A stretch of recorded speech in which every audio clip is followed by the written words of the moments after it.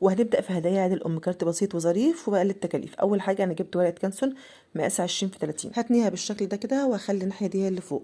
بعد كده هجيب طبق صغير وهعمل نص دايرة بالشكل ده، تمام.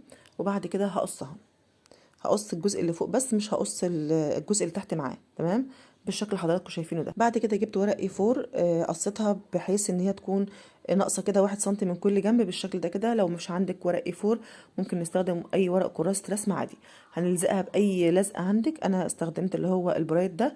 اي لزقه عندك غيرها، كل حاجه هتمشي ان شاء الله. وهلزقها بالطريقه دي تكون مساويه خالص، ما يكونش فيها اي فراغات هواء. بعد كده هجيب لون تاني، اي بواقي عندك بقى، ورق كانسون او ورق لوح حتى حلو، هيمشي برضو.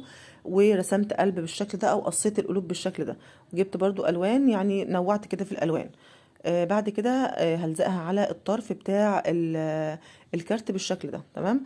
هلزق من الناحيه اللي هي الناحيه الشمال دي بالشكل ده زي ما انتم شايفين، علشان طبعا ما يلزقش على الكارت من قدام او على الجزء الابيض، لحد ما خلصت كل القلوب اللي معايا. وهنكمل تزيين، وهنجيب قلبين بنفس الالوان، ممكن نخليهم حجمهم اكبر شويه، وهنلزقهم هنا بالطريقه دي كده، تمام.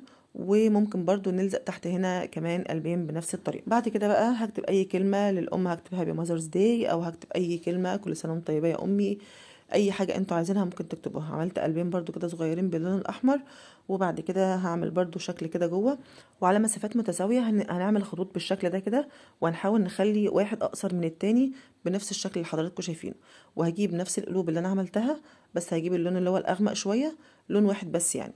وهلزقها على الخطوط بالشكل ده، تمام.